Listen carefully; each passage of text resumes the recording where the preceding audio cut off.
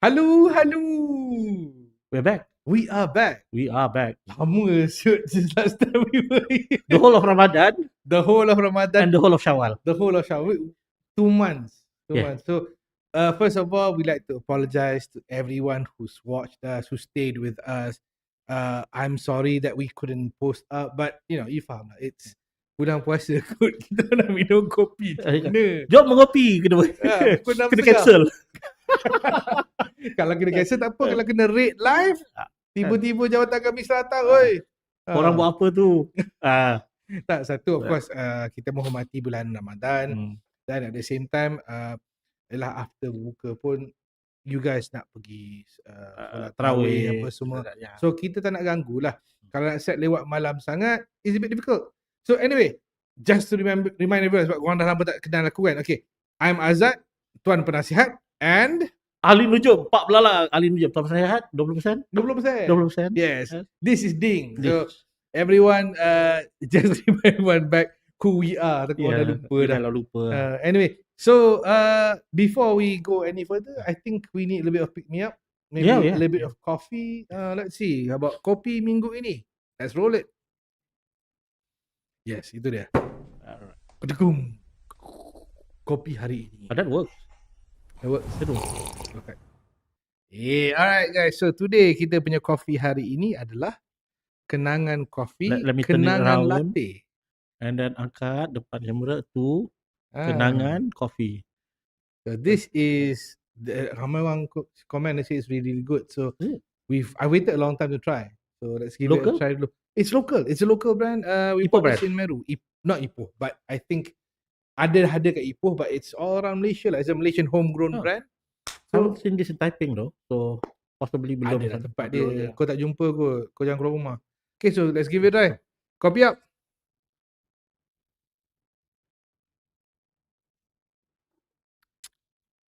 Ooh. Wow, that's exceedingly smooth. And rich. Hey, let's see. Siapa tu? I cannot. Mata aku teruk lah. Aku punya glasses. Fitri, read out the name. Aku tak nampak. Hey, BK! BK is my colleague. He's also a lawyer and he at one time was the president of the Perak Bar. Okay. And he's a wicked on the drums as well. Okay. BK. Yeah. Good to see. One day we want to have you in as a guest. Want to bring you in as a guest because he's another lawyer. He's an expert. He's been doing this for a long time. Yep. You know? So okay, back to the topic of the coffee. What do you think? Very smooth and rich. Dia punya the susu content is. This is susu biasa. This is not santan. Yeah. I mean, it's entah. Aku rasa macam it's so smooth yang apa kita rasa macam kenapa dia tak ada rasa kick tu. Yes. Kan? Remember yang kita ambil yang ada santan? Was it Zeus? Yeah, Zeus punya coconut latte. The CEO latte tinggi, yeah. That was rich and smooth on a different level actually kalau nak fikirkan. Betul. I mean, the thing is kadang-kadang bila you minum kopi you nak ada that kick yang menyebabkan you jaga terbuka mata kan. This one tak ada kick tu because it's almost too smooth. This is soothing gitu punya style. And it's dangerous sebab I think kalau macam ni sebab dia sedap. One thing is very tasty. It's very nice. And if it's too tasty, kejap je habis. Yeah, and you tend to drink a few glasses. Lepas tak kena malam. Begitu kan. But it's nice. But dia tak ada rasa harsh, it feels relaxing and aku rasa kalau aku in a car, aku tak perasan aku minum ni. Tak. Dia punya coffee is very smooth. Dia tak ada that harsh notes. Kan kalau coffee kadang-kadang dia ada rasa that not pahit. Because coffee is pahit. Pahit lah kan. But kau ada rasa acid tak? Tak ada. Kan? I don't think so. Dia tak ada. Kan? There's no tangy. Bukan tangy. Is it tangy the word? Tangy.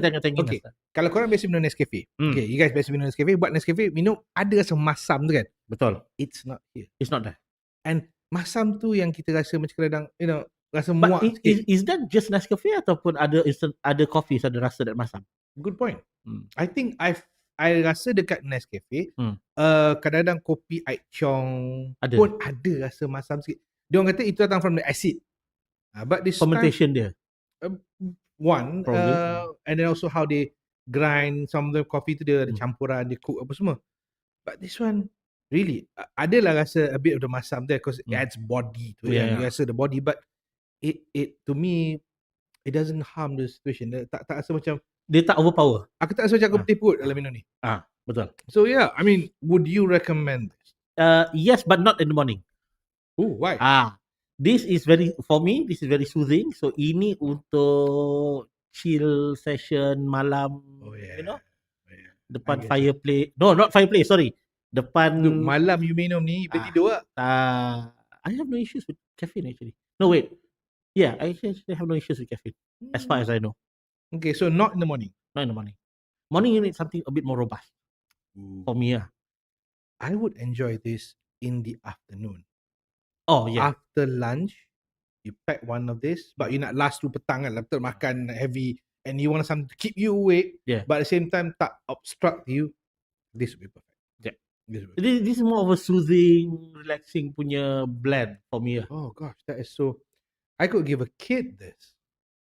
Oh yeah, my kids love coffee, man. So I mean, you don't want them bouncing off the walls, but yeah. they are bouncing off the wall anyway. So you know, but it makes no difference. Aku main kopi ke tak main kopi ke, they're still, you know. Dad issues. Yeah. Okay, so I think let's go to the topic at hand this week. Kita ada, I think one of the topics has been haunting the public and orang kita lah for a while. Bila sebut, sekarang dah jadi macam satu perkataan baru pula. Ada orang guna apa, kena scam lah. Ada kalau member tak datang, ajak kenduri tak datang, siapa entah. Ada lah kan? ada. Ada lah macam nama Fitri ke apa kan. Kita ajak datang, tapi tak datang. Kena scam. So the word scam dia terlampau banyak sangat digunakan sampai you know, it's kind of weird. It becomes part of our own lingo dah. Yeah. Cuma yang kita pelik, kenapa sometimes kita nampak, and of course I night caught day in day out. Kenapa yang kerap kita nampak mangsa scam pula yang kena tuduh. So I think it's an important topic to discuss. And I have a lot of questions on that. So let's roll on to the next part. Let's go. Ini lagi start tu. This is real good. Oh, this is so good. Petang punya ni Today is petang lah right now, so this is perfect for. Yeah, I would like to try it when it's piping hot. I'll see how it feels like. Do we have a microwave? We do. There we go. Okay.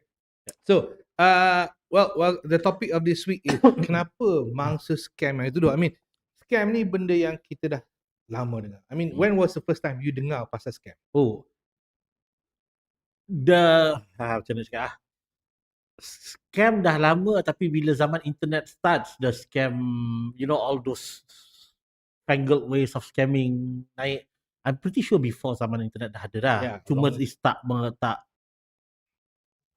up or something like that. It's harder to scam people lah. Yeah, just the internet buka jalan untuk orang scam dengan lebih mudah. Yeah. It becomes more accessible, easier for people to scam other people. Yeah, that one I get.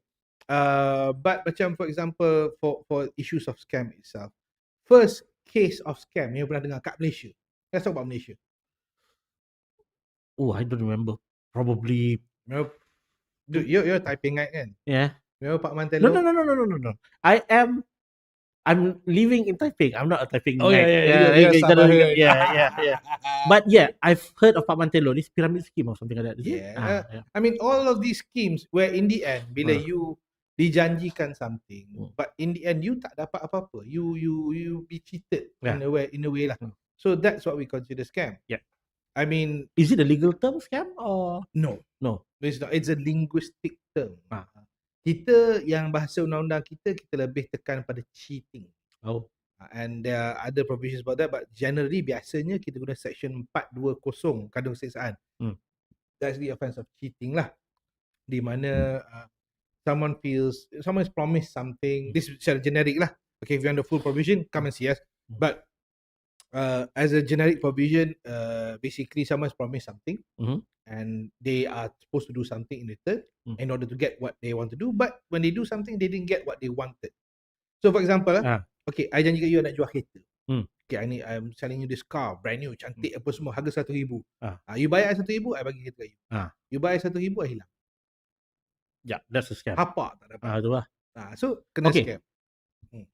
Continuing on that scenario, You said 100,000 for me to get the car. I pay you 100,000. You said, alamak, ada kena processing fee, another 20,000. Aku bayar lagi 20,000. Alamak, ada delivery fee, another 5,000. Is that considered a scam? Yeah. Okay, I mean, still considered a so scam. long as you tak dapat apa you're supposed to get, then Meaning I get the car, but instead of 100,000 you promise, yang- I'm paying like 130,000 contohnya. yeah, but I think Ah. yang you cakap tu is one of the techniques yang kita selalu nampak, yang selalu terjadi, whereby kadang-kadang you dah dapat surat kata, oh, you ada parcel daripada kawan you from UK ke from US ke, and then you kena bayar processing fee untuk release that parcel, kena tahan kat custom, kena tahan kat immigration, whatever. Okay, bayar. And then kata, oh, kena bayar lagi, and then bayar lagi, and you rasa macam, oh, benda ni mahal kot. Mungkin you ada relationship with some guy kat sana ke, and they say, oh, I send you a diamond. And you fikir, oh, kalau diamond tu harga 200,000, apa rugi? Hantar 2-3 ribu kan? Betul. 2-3 ribu, lalas Apa pun tak dapat. apa tak dapat. Now, and that is one of the scams yang quite normal dekat Malaysia, if I remember correctly. Banyak that style dia orang guna untuk macam love scam. Love scam ni biasanya somebody will approach you online, chat with you, get to know you, and then promise you the world, and they target specifically lonely people, and they orang selalu go through all this social dating sites. So banyak yang pergi ke arah tu.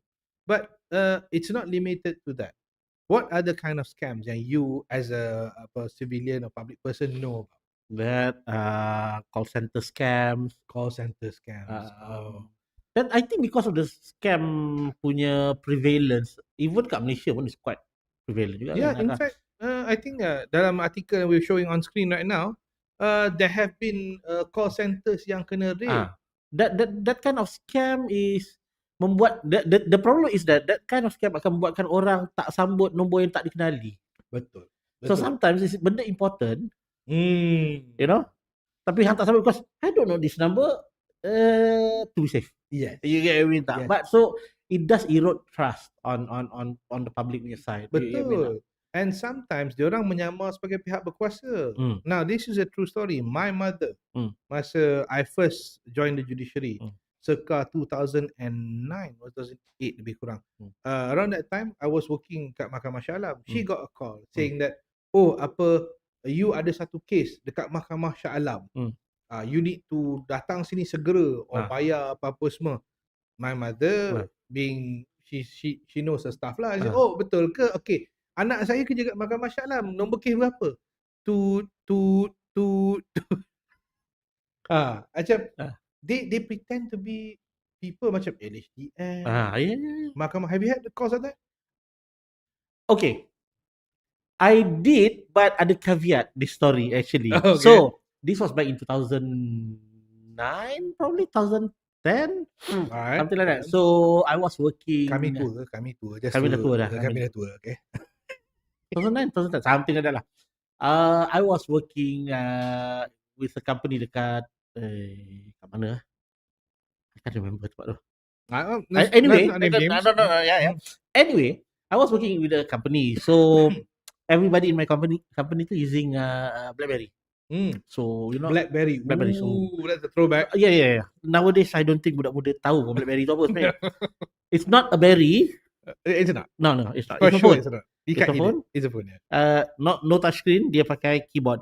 In any case, so I told my colleague kat situ, cakap, you know what? Everybody's using BlackBerry. You are using a nice BlackBerry. Can you help me buy one BlackBerry? Okay. I want a BlackBerry as well. You know, Okay. fit into the culture lah. Consider. Okay. Alright. So dia bawa. It's a good friend of mine lah, actually. Tapi dah lama tak jumpa dia. Pergi cari BlackBerry semua. So I was so happy with the phone. So I think the orang office tu nampak I was happy with the phone. They actually contacted time tu Hot FM pagi-pagi kan dia ada that show yang dorang suka prank orang tu kan. Okay. Okay, so I got that call. Okay. So they were saying, oh, kita orang daripada balai polis, your phone kena curi, we need you to send apa semua. So but that time I was a bit feisty lah. I cakap, you know what, if his phone curi, you can come over and pick it up. I mean, yeah, it was not really a scam. Not really a scam, but something like that. At the same time, when you talk about that, I remember ada quite a few people yang kalau dapat scam call, they decide untuk main pula kat scammer Yes. tu. I mean, what do you think about that? It's satisfying to see, but I don't know apa dia punya efficiency in regards to nak tutup that call center. I don't know. It's satisfying to see yang the scammer kena scam,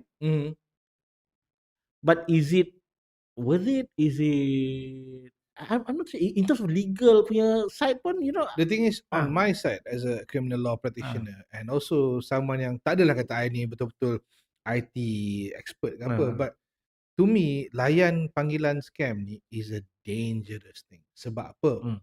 One, you tak tahu apa dia record.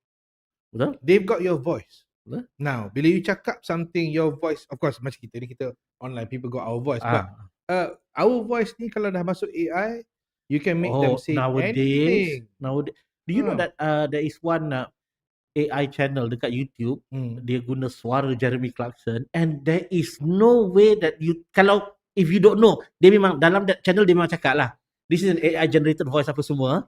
But if you don't see that, you would have think that Jeremy Clarkson keluar baru punya car channel. Half of the guys watching this right now, who the hell is Jeremy The car guys know. Yes, the car heads, the engine heads will know. They will know. The monkey wrenches.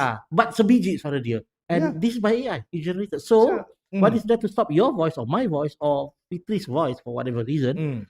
Don't nak guna. Exactly. So that's where the danger is. You should not in any way layan. To me, unless you're the police lah kan, if you're investigating somebody, fine. But you put a lot at risk bila you layan. Kadang-kadang ada pula some people yang gullible. Okay. And these calls sekarang dia datang dengan full information. Okay, nama cik sekian-sekian, nombor IC sekian-sekian, alamat rumah sekian-sekian. And you macam, how does he know my name? Kalau orang tu tahu nama penuh I, nombor IC I, mestilah they're legit. Have you ever got that kind of SMS? Aku pernah dapat lah. I have. I think as recent as last 2 weeks, dia cakap, kami akan datang ke tempat kerja cik. Gitu something like that lah. How did you feel? Tell me, how do you feel? As a layman, you dapat mesej macam tu, you rasa macam mana? On the front, kalau you tengok, oh damn, siapa dia? What did I do wrong? Kami akan melawat tempat kerja cik atas whatever. I have no idea kenapa dia nak datang lah. But dia nak hantar orang. Kalau tak nak orang tu datang ke tempat kerja, call sekian-sekian number. The good thing is that they got my alamat tempat kerja salah. So that was like macam scam. Yeah, I mean, at least you got to tengok it properly lah in order to nampak benda situ. Kalau katakan dia dapat all the information correct, how would you react? Yeah, exactly. How would you know? Yes. Is it right? Is it wrong? I mean, is it? And dia itu orang macam kita, okay, adults yang tahu our way around things. Dia orang punya target mostly is the elderly or the extremely young. Okay, dia orang saja nak aim orang-orang yang mungkin senang terpercaya benda macam ni, and terus angkat telefon and call and menjawab. And macam kita tahu to feel quite odd. But the fact that dia orang ada information kita, okay, yeah. Let's break the presumption. Orang kata macam, no way dia orang nak tahu alamat rumah kita, nombor IC. Brother, kita punya maklumat has been leaked online through many things. In fact, kalau you Google nama you, kadang-kadang you boleh nampak the full nama. Because kadang-kadang results you keluar. Betul. Kadang you apply for some place, maklumat tu kadang-kadang dah terbocor keluar. Dan tu tak kira lagi bila you buat loan. Betul. Alamat your IC number, things like that. So ada some places yang unscrupulous, dia jual customer information. And that's dangerous. Okay, and a lot of places simpan all this information, all this data.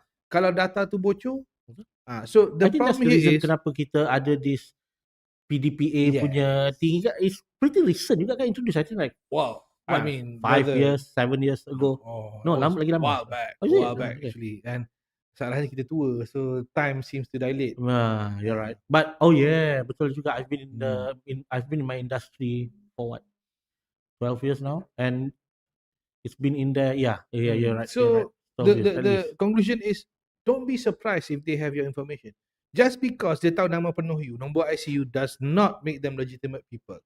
Okay, if it's too good to be true, if it's something you ragu-ragu, rasa pelik sikit, first place, you pergi balai lah. Tanya, buat report, pergi balai. Because in my experience, I've seen a couple of cases and nowadays pun ada banyak jadi di mana some of these people dapat panggilan orang ni menyamar polis. I'm from the police and you punya account ni dah guna untuk money laundering. And dia sebut nombor account. Tiba-tiba dia nombor account you. You would think how in heavens would this person ada nombor account? Like I said, your information mungkin ada kat dalam internet lah. Okay, so dia orang dah beli dah. So they trade for it in the dark web. So even bila jadi macam tu kita takut. Takut dan dia cakap okay macam ni. You bagi duit you. I nak check duit ni bersih ke tidak. And then they make you do horrible things. And in the end, yang tak bestnya, and this is the crux of our discussion. Tiba-tiba mangsa scam ni pula yang kena tuduh. I mean, I've seen it happen a lot. Section 29 Akta Kesalahan Kecil is usually the one they use. Okay, Section 29 ni basically you memiliki satu barang and you cannot explain macam mana you boleh miliki barang. Okay, so dalam kes macam ni biasa kadang-kadang you dah bagi you punya nombor account ataupun you dah bagi account you pada somebody else to access. Ataupun you telah buat loan di mana dia orang minta you punya kad ATM dengan nombor PIN. Cantik. Now your account is in somebody else's control. Betul. Dan orang tu guna your account untuk scam kediling. Brother, it doesn't take long. Tak dan 10 minit, setengah jam dah boleh scam 3-4 orang dah. Ada yang the news yang that pelajar college tu yang there's like a 300,000 movement in 6 months dia punya account, not her money. Dia yang kena tuduh. And dia tak tahu because we are not notified. You boleh halang duit keluar. But can you halang duit masuk your account?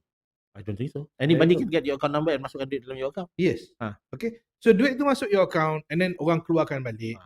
Duit tu you tak dapat sesen pun. But due to the fact that duit tu ada parking sekejap walaupun sesaat dalam you punya account, you dah kira sebagai orang yang bertanggungjawab pada account tu. Dan oleh itu you have to account for, you kena menjawab kenapa duit ni masuk account you. Kalau you tak boleh jawab, which dia orang punya ayat dia lah tak memuaskan hati pihak penyiasat, then you boleh kena tuduh bawah Section 29 Akta Kesalahan Kecil. What's the maximum fine 1,000. Memang tak banyak dari segitu, but consider this. Orang tak scam dengan satu kejadian saja. Satu account ni kau boleh scam guna untuk 20 orang, 30. So the 1,000 is per case. And imagine kalau you nak kena pusing satu Malaysia nak menjawab untuk scam cases ni. So this is why yang gets me really, to be told, very unhappy lah. Kenapa mangsa yang kena tuduh? Why kenapa nak tuduh them at all in the first place? Kenapa tak kejar pada all these the scammers ni, the kepala ni? As a person who's a layman lah, kalau katakan you kena tipu, tapi you yang dipersalahkan, apa rasa you? Memang rasa ni macam why me? Yeah. But is there any challenges untuk kejar the scammer itself instead of the, because the thing is that untuk mangsa dia yang report ataupun dia yang report dia, it's depan mata, so it's easier to tuduh dia daripada nak tuduh the scammer. But is there a challenge to actually kejar the scammer itself? I mean, I think the yang usually because they don't operate dalam kita negara, yang scam orang Malaysia dekat luar negara, yang scammer dekat Malaysia scam orang luar negara. So is that the issue sebenarnya? That's one of the issues juga. Sebab scammer ni tak macam zaman dulu. Dulu kalau setakat jiran you yang scam, you kenal orang mana, tunjuk jari kat dia, polis tangkap lah. But nowadays semua orang hide behind the internet punya wall. Okay, so yang tipu you tu mungkin satu nombor telefon. You tak pernah tengok muka dia, tak tahu nama dia, you tak pernah jumpa dia personally, tak kenal dia bertahun-tahun, but orang ni tiba-tiba tipu you. So the problem is, sekarang ni kita identify siapa yang tipu you tu. Kalau dia bagi nama dia Ahmad, tak semestinya Ahmad nama dia, mungkin bukan nama lain kan. Mungkin berapa banyak Ahmad you kenal kat Malaysia. So it becomes a challenge to trace balik ke mana. You would think that duit ni bila dah masuk account kita boleh follow the money trail. Not that easy, brother. Is it? Yes. Sebab duit tu bergerak pantas.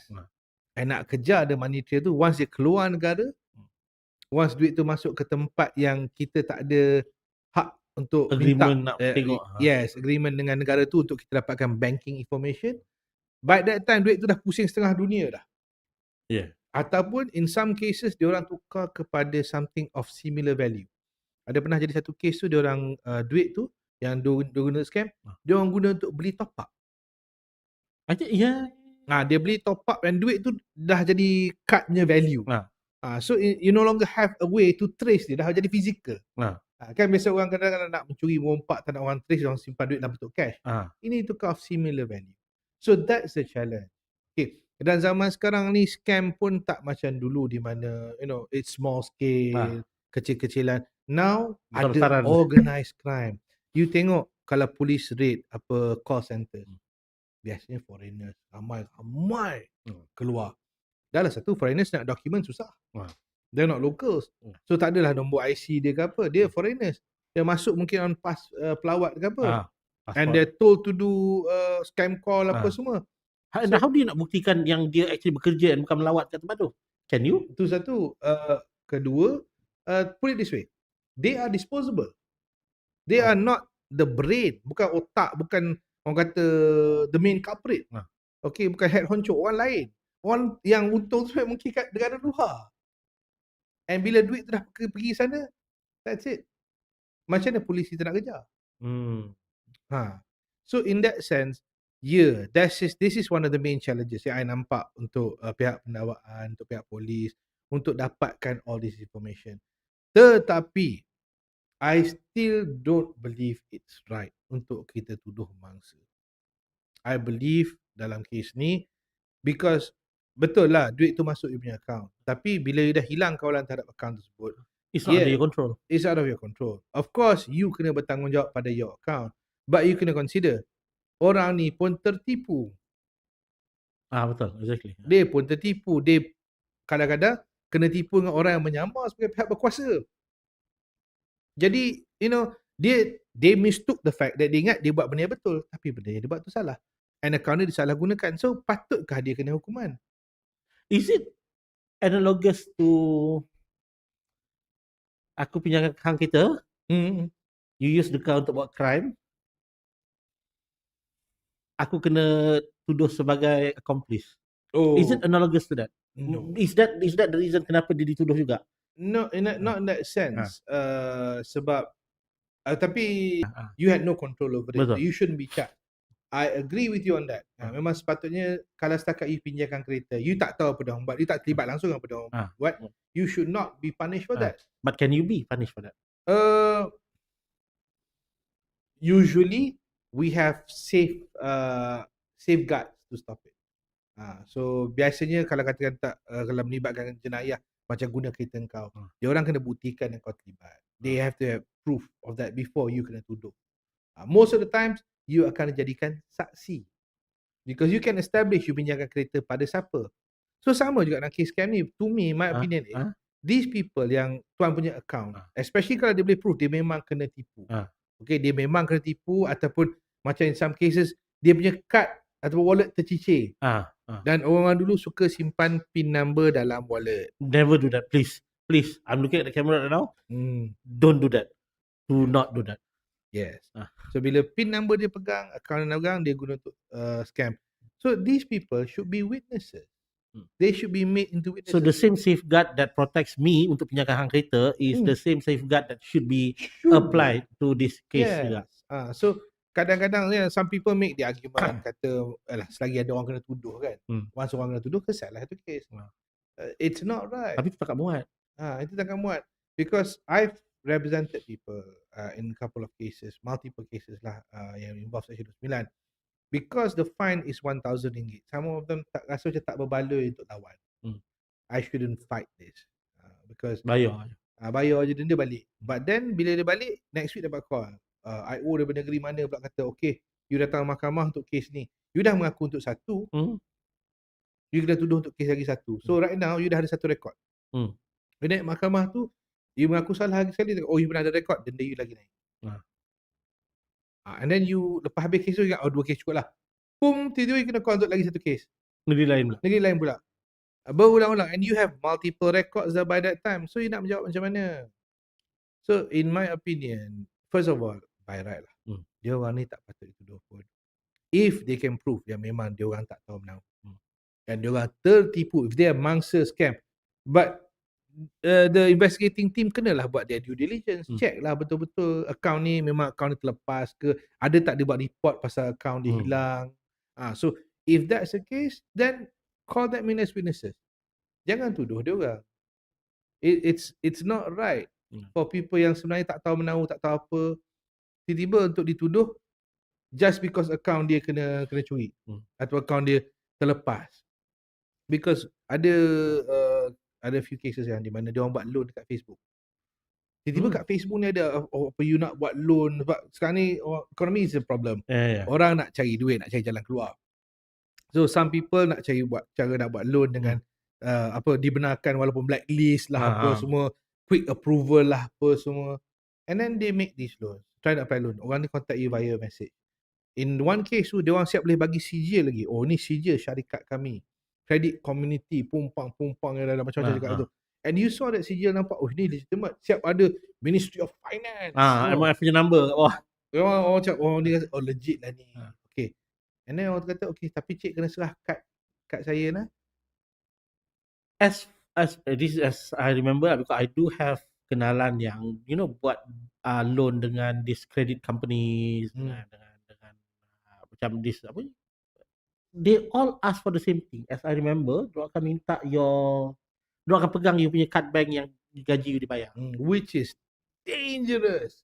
Is it legit ke tu? It's against the law. You should not give your card debit or your account to anybody else.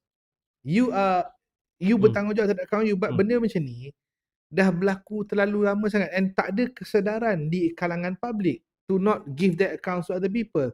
In fact, pernah ada dulu a few of my kenalan lah yang dia ada pekerja warga asing. Of course warga asing nak buka account susah kat sini.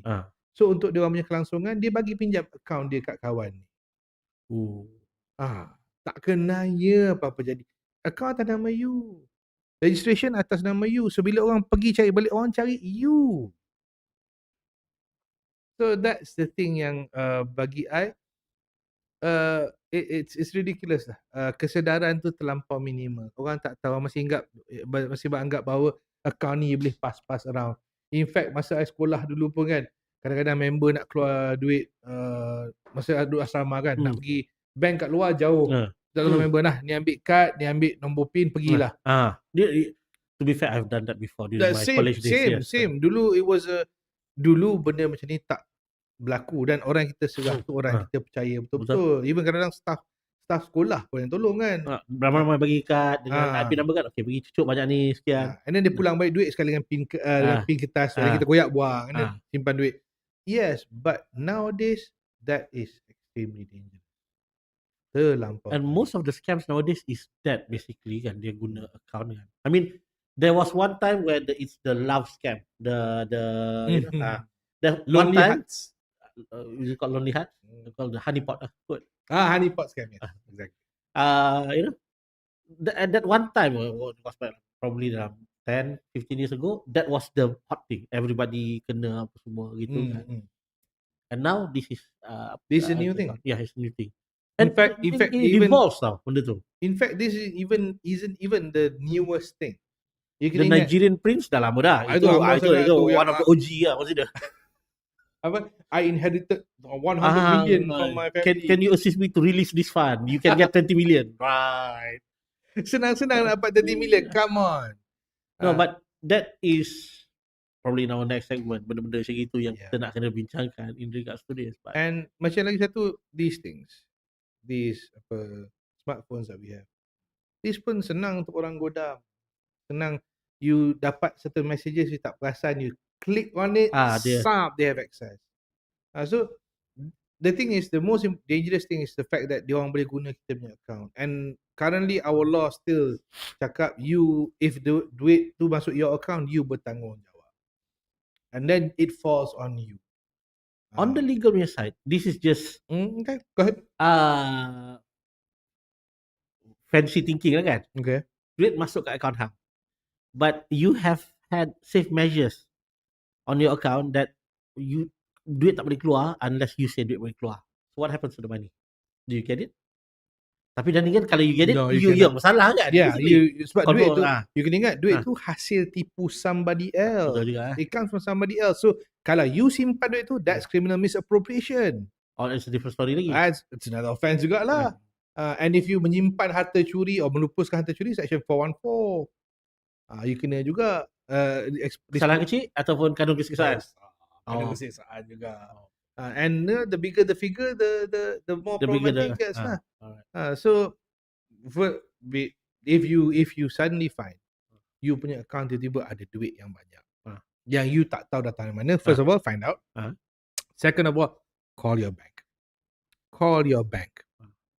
Have them confirm betul ke ada duit masuk ni. Is it, sebab pernah ada case yang mana bank tersalah masuk duit dekat account. So they will deduct balik and kumpul balik, and you know, it's safe lah at that point. Yang tu paling penting sebab first of all, cuci tangan you. You have to be clean. So bila duit tu masuk account you beritahu kat bank, make a complaint, buat laporan polis. Wash your hands dulu. Okay. So to be absolutely safe, kata kita tak terlibat dengan duit tu masuk atau duit tu keluar. That's the most important thing. You know the dekat Australia ada that issue tu kan yang that, tapi itu bukan scam. Bank salah masuk duit and dia ambil and belanja duit tu. Yes. Dia salah lah. Kalau undang-undang Malaysia dia salah. Yeah. I mean if convicted, of course. Sebab duit tu bukan duit dia, bukan dia dapat, it's duit somebody else. And nasib tak baik kalau you sorok ataupun if it's proceeds from a crime, you sorok ataupun you transfer it, dah jadi amla, money laundering bang. So you don't want that. Aku dah lama tak dengar amla. No, because back in my early days of my working life, aku pernah kerja dengan bank. I was with HSBC. This is Mr. Everything. He does everything. Yeah, a bit for some reason. So I was in the banking sector for like 1.5 years probably, something like that, with HSBC. And I remember amla. Yes, amla is a big thing. And then KYC, if you remember, know your customer. Takif sent us heart me. Hey, thank you Takif. Thank you. Dia sana kan? Hi Takif. Dia on TikTok. So let's talk about precaution. Okay, first of all, just on the legal side. Kalau katakan you kena tuduh bawah Section 29 atas kesalahan kecil, my advice, first of all, cari lawyer dulu. Any criminal lawyer worth that salt will sit down with you and you can explain to them. Sebab you kena find out. You ingat macam ada setengah orang bagi nasihat kata, alah mengaku je lah, settle satu kes je, denda sikit je. Adalah suara-suara tu akan sampai. Okay. But think very carefully. The moment you mengaku satu, you susah nak lawan any of the rest. You open yourself for the rest lah basically. Yes, you lock yourself out. And worst of all, kalau katakan you ingat ada satu kes, rupanya you punya account dah kena untuk tipu 10-20 orang dah. Okay. Kalau sehari pun boleh tipu 5 orang, minimum. Kalau account you hilang kalau dalam masa sebulan, entah berapa ramai orang dah tipu. Think about it. So every single one tipu tu is one case. Yes. So meet a lawyer, get that advice. Okay, think betul-betul about your options. Memang mudah untuk mengaku salah, cepat bayar denda apa semua. If you nak murah dan cepat, maybe that's your option. But do your due diligence. Check balik dengan bank. Ada tak sebarang pending investigation on your account? Ada berapa report based on your account? Can you ask for those kind of things? Yes, you can. Number two, you can number two. Dekat website PDRM ada. Semakmule, semakmule.com. This is the .pdrm ke .gov? Fitri, try Google up tu sekejap. Google up Semakmule, SEMAKMULE. Okay. Yes, okay. You can see, can you share your screen kejap on this one? Any chance? Tak apalah. Semakmule. Baca kejap video, tak nampak. RMP, is it? Yeah, rmp.gov.my. Can you copy the link and post it dekat kita punya chat? Okay. So, Semakmule ni is a PDRM punya effort where they will tell you how many aduan yang wujud based on your account number. So you put in your account number as well. Yes. Then you boleh find out, ada berapa siasatan currently. That's currently yang dah report Yang tak berreport tak tahu banyak lagi. You think of it that way lah. And a lawyer would advise you accordingly. I'm not saying mengaku tak mengaku. That depends on your circumstances of the case. Okay, but the moment you dapat tahu you ada case macam ni, think very carefully. Because there are ways to get out of it. Okay, salah satu daripadanya adalah of course you tawari sebagai saksi lah. Write in, buat representation letter, minta pada prosecution consider your situation macam mana. Okay, and betul tak you memang tertipu and all that. The prosecution will consider. Boleh consider juga. Dan juga kalau nak mengaku kat mahkamah pun there are ways untuk mengaku and mitigate so that you tak kena berulang-ulang-ulang. Explain to the court, okay, this is my situation. Make sure you have all your documentation, all your reports. Like I said, clean hands. Clean hands, our hands. So kalau macam you, for example, for yourself lah, do you have any advice on how to avoid getting scammed? A healthy dose of skepticism, dude. Itu for me, the because sometimes kita nampak macam things too good to be true. Too good to be true is number one lah. Secondly is that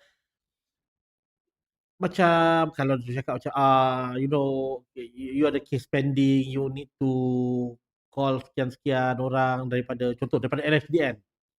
Saya daripada LHDN, you need to call me at this number, kalau tak I lawat you punya. It happens kan. The thing is that again, healthy dose of skepticism. You fikir macam, betul, did I pay my taxes? Yes. Okay, what do you need? Dia suruh call orang LHDN ni. Instead of calling that number, call LHDN properly. Good point. Good point. Cakap, I need to speak to orang nama ni. Kalau dia cakap tak ada orang nama ni, then you know it's a scam lah. Things like that. So there's a few things that you can do. Contoh cakap, ni daripada bank, dia nak kejar you punya credit card loan, contoh lah. Don't call that number, call the bank.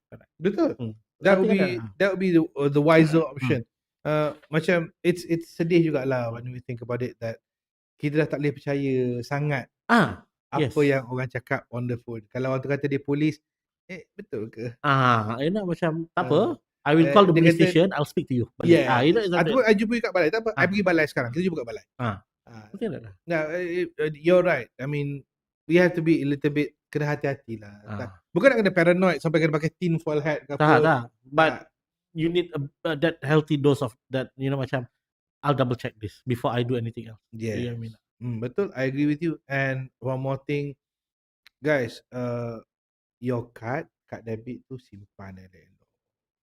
I had my wallet missing one day, the other day. So tercicir. I think it dropped out of my wallet ke apa. My wallet itself dropped out of my pocket. Immediately. No, it was before that. I terus pergi call every single bank, block my card. Terus. Okay. You kalau account you dah tak aktif, you tak guna, kalau boleh tak usah simpan, tutup. Okay. I have one. Okay. Sebab apa? You never know what's being done to that. Betul. Dan kalau you terhilang kawalan sekejap pasal that account, you akan susah. Better close. So better close daripada you nak simpan. Dan seterusnya, like you said, skepticism. Okay. Dan ketiga, macam ni lah, kalau katakan orang call you, orang yang tak kenal, tiba-tiba tak usah layan. Number yang weird tu tak usah pick up. Dapat link yang tak tahu, email yang tak tahu apa, jangan click any link or any email. Please don't. Okay, I'm asking you advice. I am expecting a call from a government body in a few days time. Okay.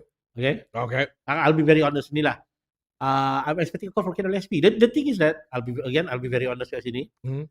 I sama belajar.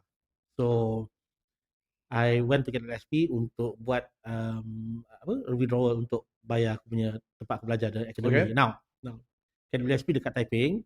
Because they don't deal with a lot of requests macam gini. So they would have mentioned academy ni, okay, we need to refer to the HQ. The HQ will give you a call in the next few days.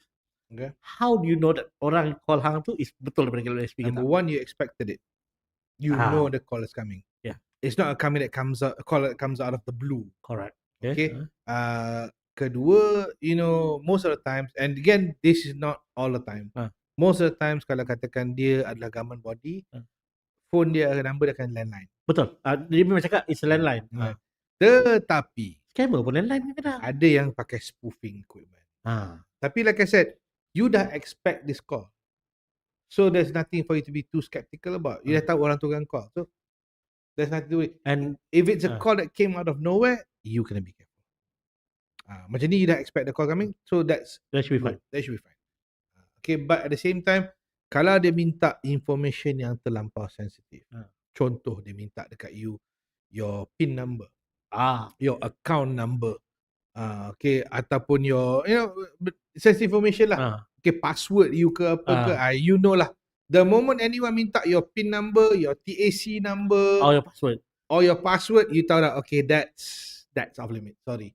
You do not need to know that. No organization needs to know that. Betul? The banks will never ask for your PIN number. They will never ask for your other details except for nama, nombor IC usually. Okay, and nombor telefon. That's about it. Okay.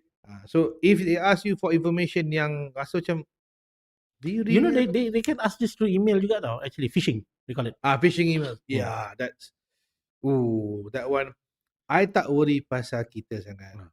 Okay. No, but my organization, we do have, because the thing is that we deal with a lot of emails, obviously. So we do have that phishing training. Kita ada phishing training. We have a security company that actually monitors kita punya email, and off and on, dia akan hantar phishing email towards our email. Nak tengok whether we can recognize ke tak. Kalau kita klik bagi, and then dia akan bagi kita score lah. You need more training ataupun that's up to that level. They will increase your paranoia, but at the same time, will try to keep you safe. Yeah. Takif posted here. Kata paling risau warga emas yang kurang cakna dengan situasi ataupun isu tech zaman sekarang. Soalan. Yes. Cakna tu apa? Cakna aware. Okay, Roger. To be aware of something. Okay. Wow. Okay, yes. And Takif has a good point. I've had clients yang bila dah ada certain advanced age, mungkin dia orang tak faham sekarang ni TAC tu apa. In fact, some people Maybank to you pun tak ada. Yeah. Because it seems a bit too complicated for them. And kita kena faham, we have multiple generations using the same kind of technology. Yeah. Tak semua faham. And in those cases, anak-anak kena main peranan. And di sini, I pun like to see the banks step up. Yeah. I think ada baru-baru case recently. A bank was also held somewhat liable for allowing scams to happen. Oh, Malaysia? Believe so. Okay, so benda macam ni kita kena, yang anak-anak yang kenal mak bapak ni, kena help them, notify them and make them be aware. Okay, yang just inform them ni cara-cara orang scam. Selagi kita boleh tolong lah. But other than that, just jangan bagi dia buka akaun banyak sangat. Emphasize dia jangan bagi akaun it is their money, contohnya lah kan. But at the same time, you tercicir your handbag habis lah.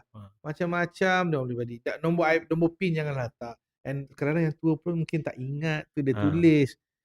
And some people yang zaman-zaman dulu lagi lah jenis yang memang dia tak pernah ingat nombor PIN. Ada buku. I remember that. My nenek dulu ada buku. For every single card dia ada. So okay, that should clarify everything for us to be very careful. Nowadays is the age of technology, and kita kena be aware of our internet footprint, and also kita kena be aware that benda-benda macam ni kita pun menjadi mangsa. And kesiannya, as it is sekarang, even mangsa pun boleh dipersalahkan. Okay, so we have to be careful. Yes, and get legal advice. Legit, dude. Peguam sekarang ni ramai. You nak pergi Yayasan Bantuan Golongan Kebangsaan, ada. They can assist you. They got apa. Soon kita akan ada Public Defender's Office. Tak lama lagi. It's coming up. Okay. Nowadays you campak batu, you will most probably out of 10 mungkin hit a couple of law graduates. That's true. Ramai. Get your advice. Tadi ada satu kereta tu, ada 3 lawyer kat dalam. Betul.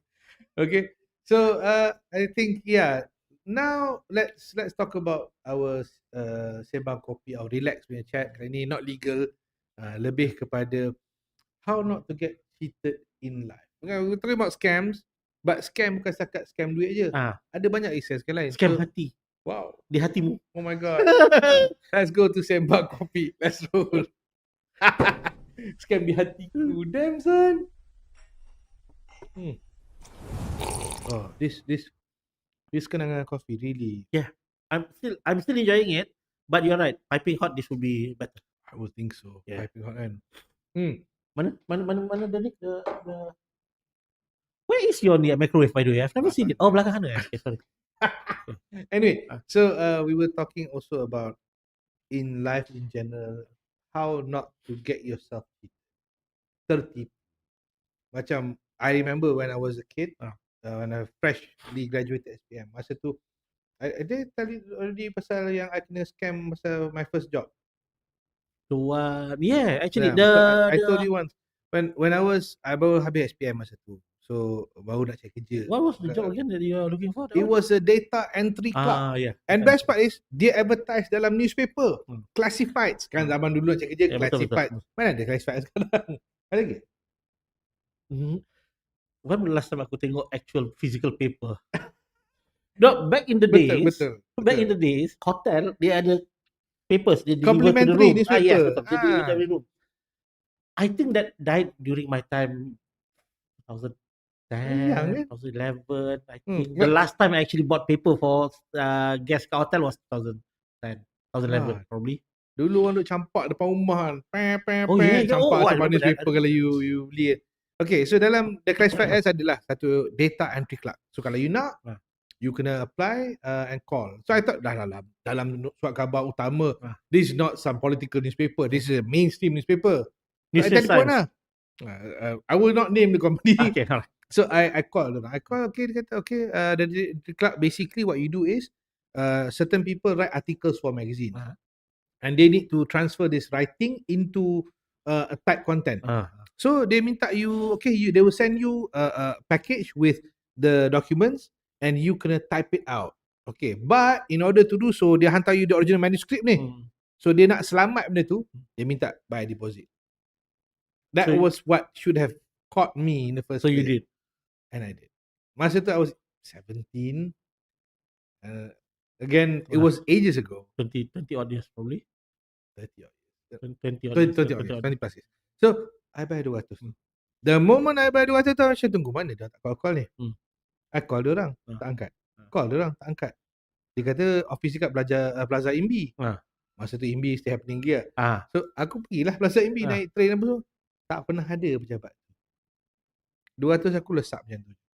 And 200 is besar lah. Yeah. That was circa 2001, 2002. You just dated yourself, dude. Huh? You just dated yourself. Well, they know I'm old. Look at the lines. That's true. Okay, as a person of this life, okay, and you've gone through a lot. Kita orang kata dah makan garam. Yeah, high blood pressure terus. Apa nasihat you untuk kita tak tertipu? Bukan setakat dalam kerja, dalam hidup, dalam hati, jiwa dan perasaan. Again, healthy dose of skepticism. Dia gini, the basic way is this. Kalau ada perempuan lawa cakap dia suka kat hang, please have a healthy dose of skepticism kat situ. It opens yourself to a scam. No, as in, betul lah. Takih cakap macam company offer kerja gaji sekian-sekian tapi bila interview dapat gaji ciput. Betul-betul kena scam rasanya. Okay. I have a bit of that. Okay.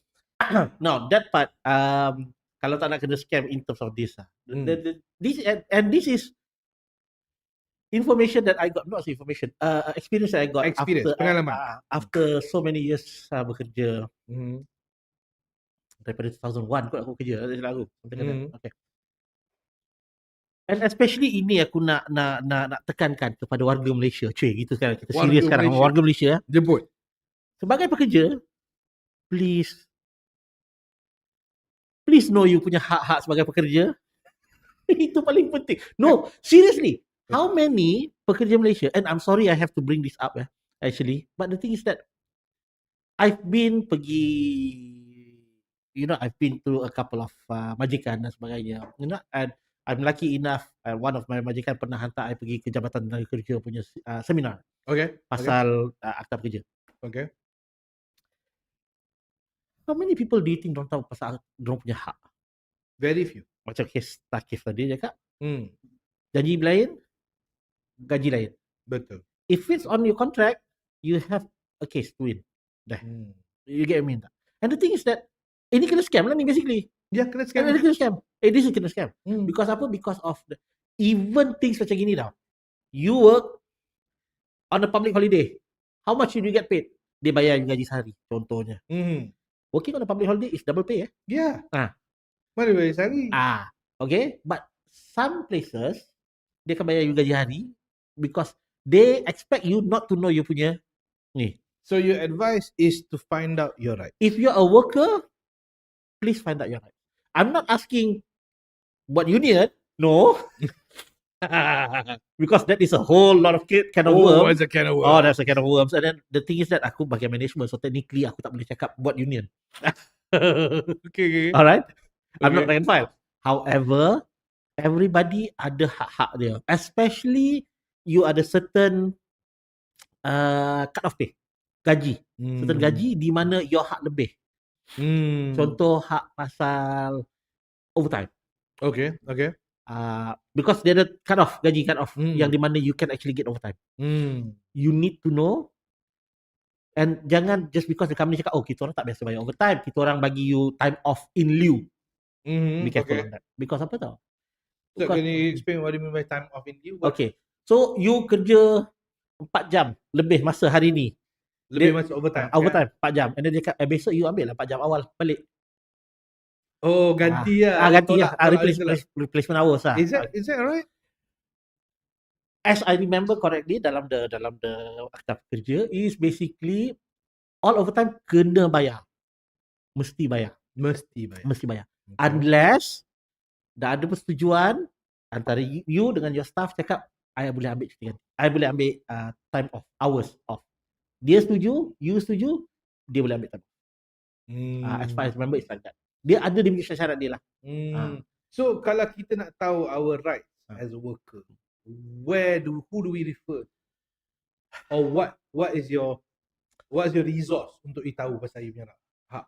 I'm lucky because I pernah pergi ke JTK punya seminar. Now, that one company hantar, but not all companies akan hantar staff dia untuk pergi ke JTK punya ni seminar. Usually, and when I went that day, I think you remember this, aku duduk dekat hotel yang dekat rumah your house. Kan? Remember I stayed one night there kan? It's because that actually. In any case, most company akan hantar dia punya HR punya representative. Okay? So HR tahu and they are supposed to know pun. Okay? But tak banyak orang akan hantar the rest of the staff untuk So kalau katakan you tak dihantar ke JTK, tak dihantar kursus, how would you find out what your rights are? Have a copy of the Akta Pekerja 1955, the latest revision, which is 2020. It's available online. I think the latest revision is 2023. I think bila dia reduce kita work hours to 40 hours a week instead of 48 hours. And also there are lawyers who specialize in labor law. Macam for me, it's not my specialty lah. I have to be frank. But remember I called you asking about that. Do you know anybody? And again I said refer to a couple of friends. So myself, I still tak tahu. But there are lawyers who handle labor law issues. In fact, kalau go YBJK pun ada juga yang boleh dapat give you advice. Jabatan Bantuan Guaman pun maybe can help you with it. So if you have any inquiry, again, like I said, ini in regards to kena scam tempat kerja ni. Basically, yes. Any of your rights as a worker. Sebab most of the times you ada agreement. You have an agreement untuk you masuk kerja. So look up your agreement. Kalau tak faham what it says, get a lawyer. Have them explain to you. Okay, and beritahulah your situation. Are you being violated? Is it worth it untuk you take your company to labor court? And that would be something yang orang kata is important juga lah. But it all comes down to protecting yourself. You kena pertahan diri you. You kena dunia sekarang ni there's multiple ways kena scam. You can boleh kena scam tempat kerja, boleh kena scam cinta jiwa dan pasal. Yeah, betul. I mean, put it this way lah. In life, one of the things yang I belajar dulu, and going through life for 42 years lebih kurang, is that the life itself is not fair. No, it's not. No. And if you are not careful, you'll be cheated, you'll be tricked, you'll be you be a victim. So, like you said, have a healthy dose of skepticism. Terlebih. Jangan terlebih. Jangan paranoid sangat. Jangan tak percaya kat siapa langsung. Oh, Come on. ni dunia flat. It's not round. NASA tipu kita is round. The skepticism there is this. Kenapa NASA nak tipu kita? Apa untung dia dapat? But okay, no, but yeah, that is basically skepticism is to question, but not to be semua orang salah. Yeah. Semua orang tak betul. Yeah. I don't believe in government. Not sampai gitu sekali. Because sampai jadi conspiracy jangan jadi sampai conspiracy. Because sometimes when you take skepticism too far, you become that. Yes. You become, ni tu ini pembelajaran dekat sekolah ni sebab nak brainwash kita untuk jadi sheeple. You know that word yang orang guna kan? Sheeple. No. Skepticism means that you research.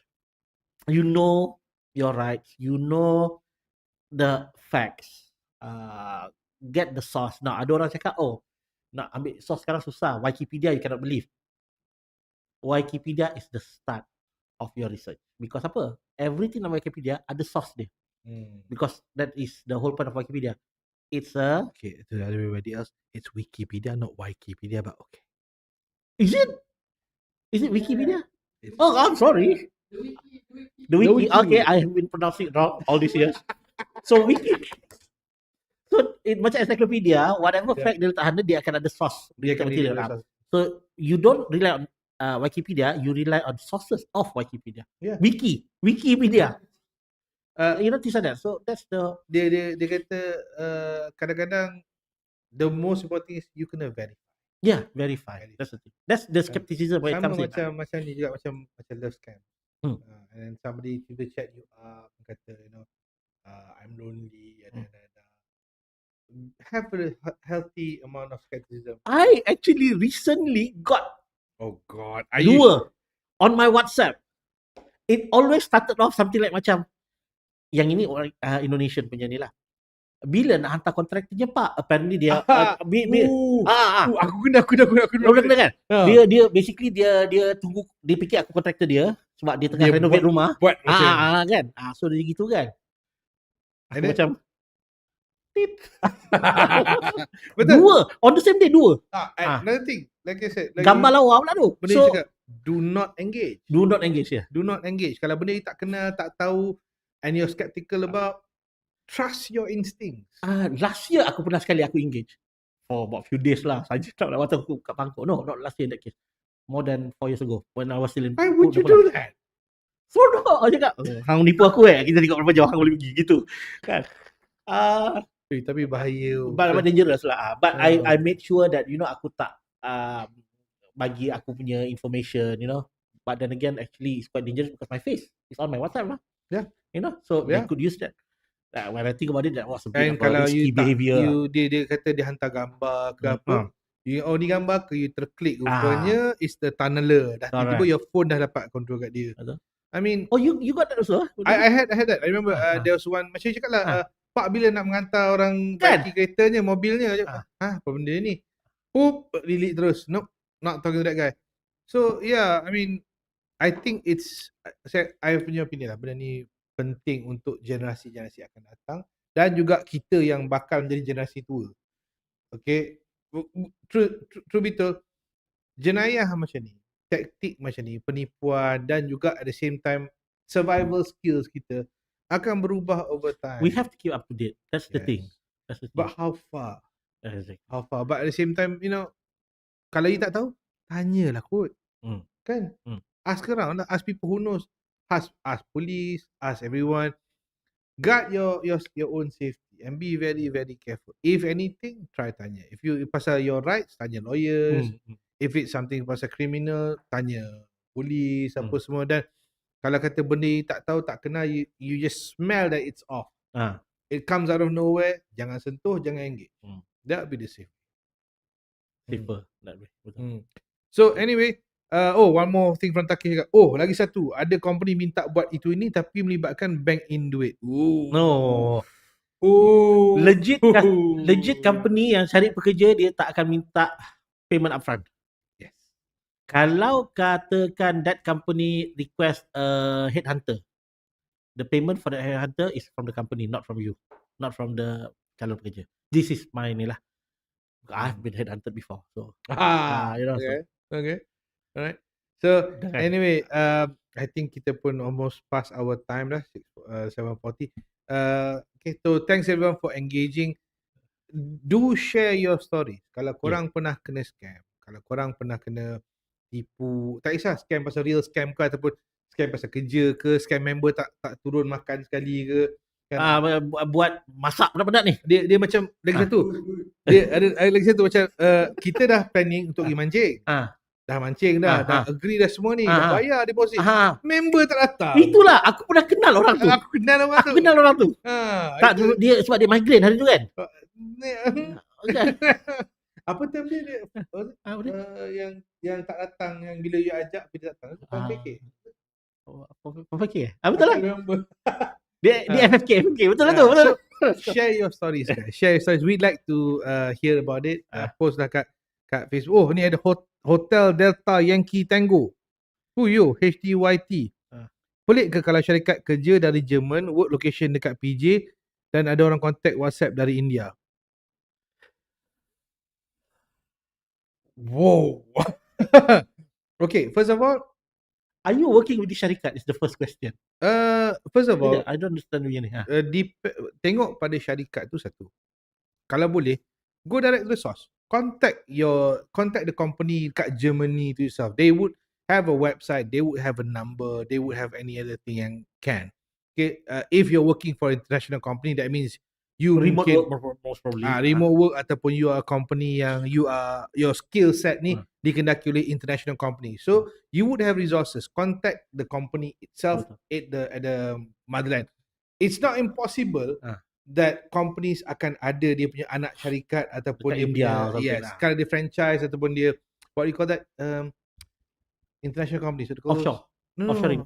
No, that's macam if it's a multinational company. If it's a multinational company, they would have a branch kat mana. It depends on how they do work. But usually kalau remote, dia ada very specific official way to contact.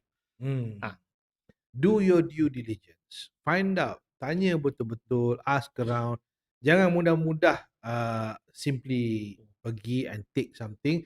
And at the same time, your sensitive information sila jaga. Okay, Hotel Delta Yankee Tango, itu kita kena careful sangat-sangat. Alright. Anyway, I think we're also a bit running out of time. Any last words? That sounds wrong. No. Nampak orang sakit gigi. Dia sakit gigi sebenarnya. Yes, baru sebab gigi. Sedih. Bengkak. Anyway, so thanks for joining us guys. We are back online. We plan to be back online. InsyaAllah in next week akan another podcast. Tengoklah kalau kita boleh buat kat luar ke kat dalam ke, depends where we can go. Okay, so if you guys got any questions for us, please post up on our social media, and if you want to share your story, please do. Okay, kita harap everyone can share and understand what's going on and maybe help guide somebody else. Yes. Okay. Especially things macam gini, because the more information that we have, macam people basically macam AI lah. It's a massive learning ni kan, experience kan. So the more information that we have, the more information that we can share untuk mengelakkan benda ni berlaku. Because right now multiple ways to scam people. Multiple ways. So anyway, that's it from us, from Azad and Ding, and also Fitri. Say hi. Okay. So that's all from us today. So I hope see you guys soon later on next show. Yep. Ciao. Kopi up. Kopi up.